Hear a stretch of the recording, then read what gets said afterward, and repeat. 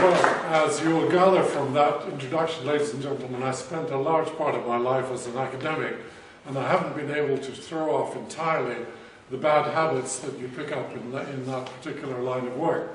So forgive me if you find me a little bit boring from time to time, and I'll try to follow Eben's good example and sit down fairly quickly.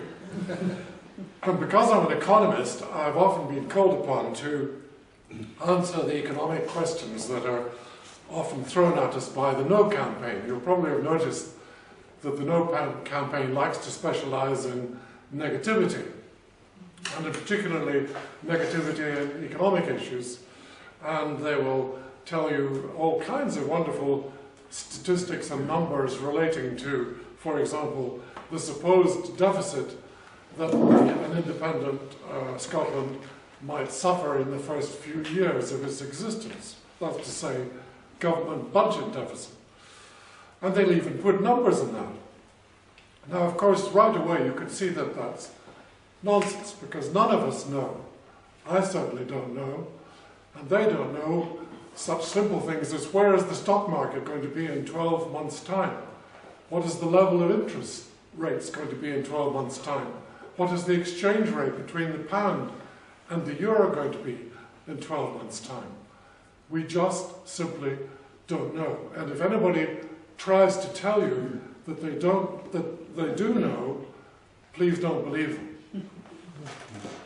Now, I want to try tonight to get away from economics and get away from negativity, but before I do, I can't resist the temptation of getting in a little retribution against Danny Alexander, who seems to be one of the worst culprits in terms of coming up with preposterous numbers. I saw the other day that he had caused to be produced a Treasury paper which claimed that the start-up costs of a government of an independent Scotland would be 2.7 billion. That was an amazingly accurate number, which he justified by quoting from the work of a Professor Dunleavy of the London School of Economics, who immediately tweeted that this was bizarrely inaccurate and that, in fact, he thought the number would be closer to 200 million. And when pressed on this, the Permanent Secretary to the Treasury, Sir Nicholas Macpherson, went as far as to say that he accepted that they had misbriefed. Wonderful word. Misbriefed. It reminds me of another Permanent Secretary of the Treasury a few years ago who admitted that he had been economical with the truth.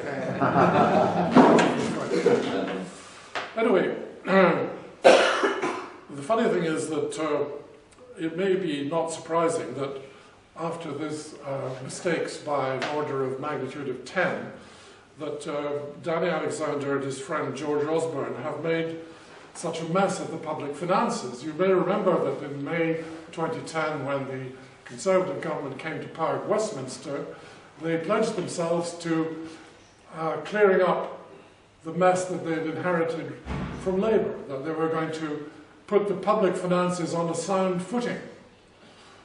Well, in fact, what has happened in the 4 years since then is that George Osborne and Danny Alexander have succeeded in adding £700 billion to the national debt, the UK national debt, £700 billion. In that space of time, they have added more to the UK national debt than Brown and Darling managed in the previous 11 years of Labour government. That's not a statistic that you often hear mentioned, and that, unlike forecasts about what might happen in the future, that is a hard fact because it is something that's already recorded as having happened in the past. Now, the national debt has not stopped rising. In fact, the OBR is saying that it will go on rising until at least 2018, 2019, by which time it will have reached 1.5 trillion pounds sterling. That's to say 1,500 billion pounds. Now, I think you can appreciate that when you're talking at that level, we're talking about real money here. And you might think these are just figures that appear in the Treasury's accounts, that they don't have any real-world significance? Well, let me tell you this, that the interest that is paid by the British government on that debt of now approaching £1.5 trillion sterling, at the very, very low rates of interest which they're paying at the moment, which will not last much beyond the next election, that interest cost is greater than the whole of the UK defence budget. And so that gives you an idea of the real cost of having such a large national debt. Now, I want to drop the negativity a bit there, but without leaving economics, let me say why I have some reason to be confident that an independent Scotland will be a wealthy nation, as Michael outlined. First of all, although we can't predict the future in detail, in numbers, and as I say, anybody who tries to, you shouldn't believe them, we can have some confidence in what I would call pattern predictions. It's a bit like weather forecasting. You heard the old story that economic forecasting was invented to make weather forecasting look respectable. Well, there is some parallel between the two things, and that is this, that although we all know from painful experience that particular weather forecasts, like how the weather will be tomorrow in Peebles, whether it will rain, what the temperature will be, can't be relied on exactly. So, for example, nobody would be able to say that next Christmas Day it will be snowing here in Peebles. You could make a bet about it, but you couldn't make a scientific statement about it. But what you can say, with a considerable degree of scientific backing, is that there is a much greater probability of snow falling here in Peebles next Christmas Day than there is next Midsummer's Day. In other words, the pattern of behavior in the weather is more predictable in individual items of detail, and it's exactly the same with economics. We don't know when the next recession will be, and we don't know how big it will be, but we do know for sure from historical evidence that there will be another recession.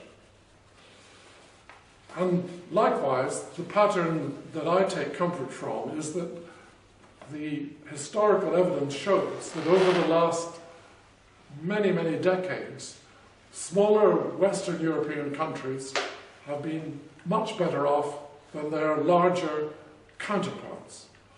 And that pattern shows no sign of changing, and it is backed up by any amount of statistical testing.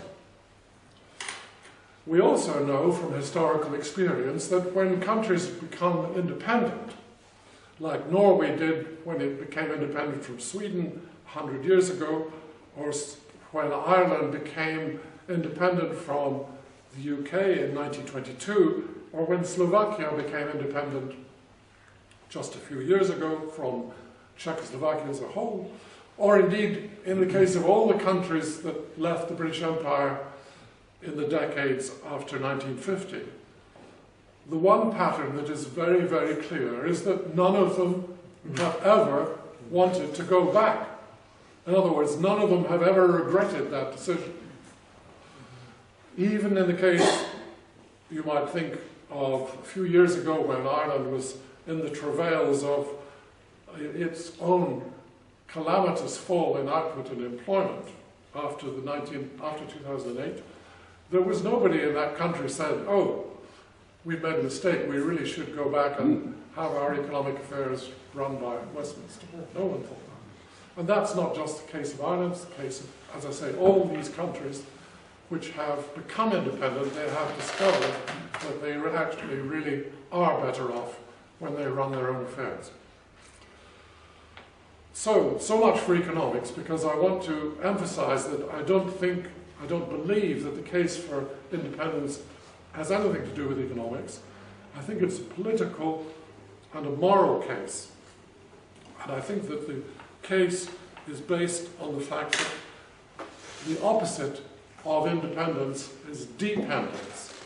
And if there is one thing which is corrosive of not only of individual behavior, but also of societal behavior. It is permanent dependence of one country on another. It is the attitude which says, rather than earning our own living, we should accept pocket money or dole money from somebody else. And that, I think, is an utterly destructive attitude, both so far as individuals are concerned and so far as nations are concerned. Now, the Labour Party makes no bones about the fact that they believe exactly the opposite. I have heard them say on television that they think we should continue to be subsidised by the southeast of England, as they see it, forgetting conveniently that we, in fact, have been subsidising England for decades through the North Sea oil. And this is really the philosophy of the begging bowl, or you might say the cargo cult. Only nowadays, since the word subsidy is becoming increasingly unfashionable, they've taken to calling them transfers, or even more recently, the unionist dividend, or the dividend of the union. That's what they call it. So I believe personally that responsibility and self-reliance are virtues that are just as important for societies as they are for individuals. I just want to close by saying that there are two other arguments, I believe, political arguments for independence, which I think are difficult to gainsay. And the first of those is that independence would guarantee that we would get the government that we voted for. Now, it may turn out that that may not be the government that we like at the end of the day, but it's certainly the one that we voted for. And that surely is what democracy means. Yeah, yeah. Thank you. The second undeniable benefit of independence is that we should have a place at the top table in international affairs, whether that be NATO, the EU, or any of the United Nations organizations. And it's at these levels, increasingly, that the important decisions that directly and indirectly affect all our lives are made. If we don't have a seat at the top table, no one is going to listen to us. And I think it's particularly important that we should be able to make our own decisions about foreign affairs and about defense.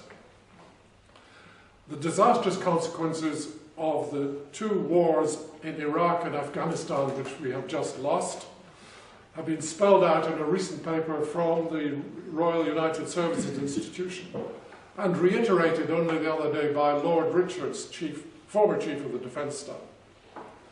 And amongst the many dire consequences of these wars, they point out, quite correctly, that the young British Muslims have been radicalized by these events, by our invasion of Iraq and our invasion of Afghanistan, to say nothing of our policies in other parts of the Middle East.